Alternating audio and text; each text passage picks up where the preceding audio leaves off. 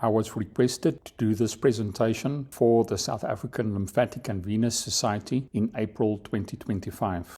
The ancient Egyptian Book of the Dead depicts a scene in which a scribe's heart is weighed against the feather of truth. Everything in life is a balance. Does this apply to arterial and venous disease as well? This video from the David Barlow archive demonstrates blood flowing in capillaries in the web of a juvenile clawed toad. Notice the red blood cells on the inside of these capillaries. This is a low magnification view of a small artery and vein. The artery at the top shows white blood cells collecting in the walls due to an inflammatory response in the tissue. The monocytes in the blood are migrating into the surrounding tissue to combat an infection. Here they become macrophages, which will eat the foreign material that has been marked by other immune cells. The lower vessel, or the vessel at the bottom of this video, is a vein which can be seen slowly dilating and then constricting during the shot. This regulates the amount of blood being drained from the tissue. The shot was filmed at 2 frames per second so that the blood flow and all the other action appears accelerated. This is a high magnification view of inflammatory cells, specifically monocytes, collecting in a small artery. There is no flow in the capillary branching off at the top of the frame. It is likely occluded by the white cell response. 2 can be seen almost blocking the entrance to the capillary. Other monocytes have migrated from the blood vessel where they will become macrophages. This clip has been shot in real time. This is a microscopic view of a lymph vessel in the mesentery of the gut along with associated capillary vessels. The bright circular globules are fat cells. Some images depict the cardiovascular system as a war between the arterial and the venous system. In actual fact, there is arterio-veno-lymphatic homeostasis in a patient with normal circulation. In a patient with combined arterial and venous disease with ulceration, we actually have arterio-veno-lymphatic insufficiency. In a patient with combined arterial and venous disease, we don't only have arterial insufficiency, venous insufficiency, but also lymphatic insufficiency, often associated with devitalized tissue in the form of an ulcer with accompanying inflammation and or infection. There is often excessive moisture or exudate in the presence of significant ischemia that can contribute to significant pain. The arterial insufficiency will contribute to a reduced arterial and arteriolar pressure. This is accompanied with a reduced oxygen supply, with a reduced transcutaneous oxygen pressures and ischemia. Venous insufficiency is associated with increased venous pressure, edema due to extravasation of fluid, decreased transcutaneous oxygen measurement because of the decreased diffusion, and congestion. We often find that this patient also has increased inflammation within the tissue because of extravasation of white blood cells, mast cells. There can be hyperpigmentation because of extravasation of red blood cells. There can be lipodermatosclerosis because of extravasation of fibrin and collagen into the tissue. All of these further contribute to ischemia within the tissue itself. Lymphatic insufficiency is the result of a significant increase in protein-rich fluid within the subcutaneous tissue as a result of the ulcer, the arterial insufficiency and the venous insufficiency. This increase in lymph volume contributes to further edema and congestion, which can also contribute potentially at least to inflammation and makes the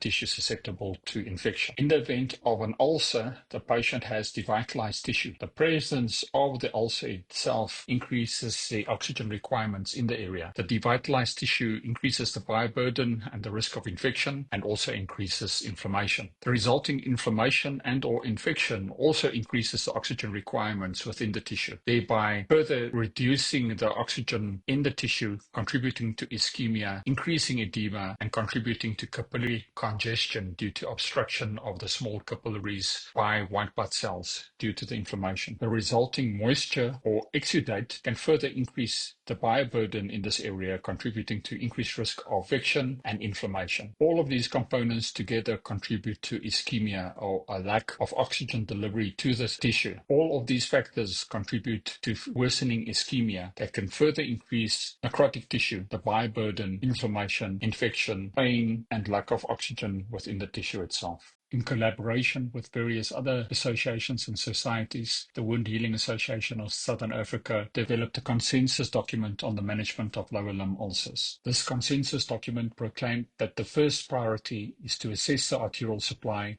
and then to correct the critical lower limb ischemia. The first recommendation was that the adequate blood supply to a wound of an extremity would be based on patient history, clinical examination, ankle brachial pressure indices in non-diabetics, toe brachial pressure indices in diabetics, transcutaneous oxygen pressures, and selected and appropriate radiological investigations. The second recommendation was that during clinical examination, the pulses would be graded on a numerical system. All patients with clinical evidence of peripheral arterial disease must be subjected to further investigations to objectively confirm the diagnosis, including ankle brachial pressure indices. A patient with a lower limb ulcer with any of the following criteria requires an urgent referral to a vascular surgeon. Ankle brachial pressure index less than 0.5, toe pressure less than 50 millimeters mercury, transcutaneous oxygen pressures of less than 30 millimeters mercury in non-diabetics, and less than 40 millimeters mercury in diabetics. The presence of devitalized tissue in a patient with suspected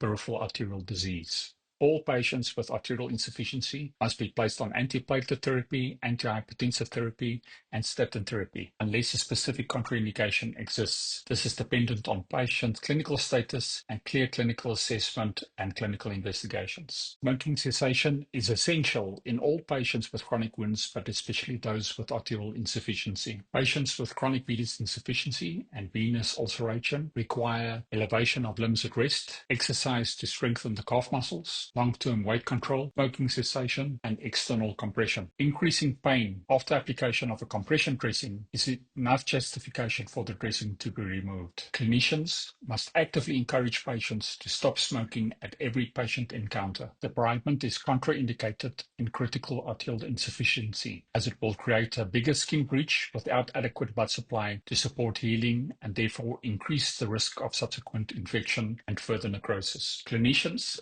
should always function within the parameters of their allowed scope of practice. In arterial, venous, and mixed lower limb ulcers, the use of primary, non-adherent, non-occlusive dressings is recommended. In the absence of arterial compromise, compression therapy is the mainstay of the management of venous ulcers. Advanced treatment modalities should only be considered in healable wounds. An all-inclusive interprofessional team is required to address the needs of these complex patients. Frequent reassessment. If a wound does not progress according to the projected trajectory, the underlying etiology should be reassessed for the status of the original disease, comorbidities, aggravating factors, infection, inflammation, or malignancy. In an article based on the dissertation for a doctorate, Weir wrote, "A comprehensive history and ABPI are essential to not only make a differential diagnosis, but also to guide further investigations and treatment options. An inaccurate differentiation and diagnosis may harm the patient physically, psychologically, and financially. Compression therapy remains the gold standard in treating lower leg ulcers once arterial involvement is excluded, but the application thereof requires skill and knowledge. Omitting the how from evidence-based guidelines may contribute to the low uptake of guidelines in clinical practice." This Smart Phoebe Brevad, the large group of the original authors of the WASA consensus document, were able to make contributions to Wound Bed Preparation 2024, which was published in Advances in Skin and Wound Care. Gary Sibbald's wound bed preparation paradigm has had a major impact in wound care over the past 20 years. A person with or at risk of a chronic wound is initially assessed for the potential cause. The cause of the wound is then treated, while also taking into consideration the patient-centered concerns. During the assessment of the patient, the ability of the wound to heal is determined to be either healable, maintenance or non-healing, or palliative. Local wound care is then applied with focus on debridement, infection and inflammation control, as well as moisture control. If all things go according to plan in a patient with a healable or a maintenance wound, it is possible to expect edge advancement. If not, the patient should be reassessed frequently. The healing trajectory, as well as healthcare system modification, can also be considered within the context of the wound bed preparation paradigm. The presence of a palpable pulse ankle brachial pressure index, audible handheld Doppler, and toe pressures to establish whether there was adequate vascular supply for the tissue to heal. This paper recommended that we optimize chronic wound care in resource-limited environments by initiating small adaptations and creative interventions without compromise to the core principles of care required. Specific treatment pathways have been introduced to address patients with venous stasis ulcers. One of these was suggested by Stephen Black in his paper Leg Ulcer Pathway Acceleration Study. In this pathway, it is suggested that before the cause is treated, the patient should be assessed to rule out other causes, including diabetic foot ulcer, dermatological conditions, pressure ulcers, malignancies, or autoimmune disorders. The second step would be to perform an ankle brachial pressure index. Step 3 is determined by the finding of step 2. If it is impossible to perform an ankle brachial pressure index, or if there are no signs of arterial occlusion, it is possible to apply a low-pressure active liner in South Africa that would constitute a tubic grip. If the ankle brachial pressure index was 0.8 to 1.3, one could consider application of full compression. If the ankle brachial pressure index was between 0.7 and 0.79, one could apply reduced compression. In those patients with an ankle brachial pressure index of less than 0.7 or an ankle brachial pressure greater than 1.3, no compression should be applied and the patient should be referred for formal vascular assessment. In my modification, step 1 would include making use of the history to rule out other causes, including diabetic foot ulcer, dermatological conditions, pressure ulcer, malignancy, or autoimmune disorders. The second step would be a slightly more elaborate clinical assessment of the patient, whereby patient factors would be assessed. Ankle brachial pressure index would be accompanied by transcutaneous oxygen measurements, and in selected cases, special investigations, including arterial and venous duplex Dopplers. The third step would address the cause by treating it. If the patient had an ankle brachial pressure index of between 0.9 to 1.3, one would be able to apply full compression in excess of 30 millimeters mercury. One would expect wound healing in these individuals. If the patient had an ankle brachial pressure index of between 0.7 and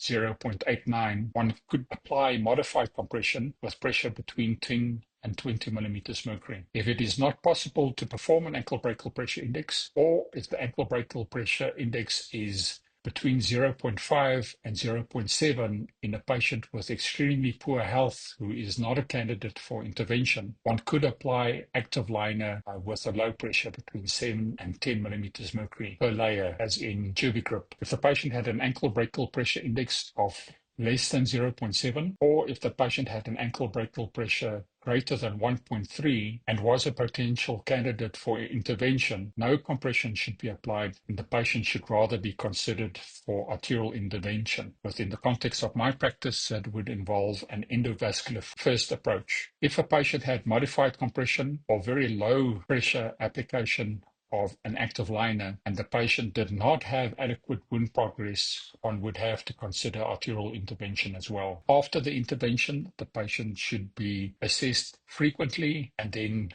be subjected to the various forms of compression. If at any point in time the patient's wound does not progress according to the trajectory, the patient should be reassessed with focus on assessment of the arterial system. The objective in the management of these patients is to attempt to obtain and maintain arterio-veno-lymphatic homeostasis. If this is possible, then one would expect the wound to heal. Even after the wound has healed, this homeostasis should be maintained by getting the patient to elevate their limbs as frequently as possible, especially during sleep, to exercise, walking, cycling, or swimming, to control their weight, to stop their smoking habit, and to wear their compression hosiery as frequently as possible.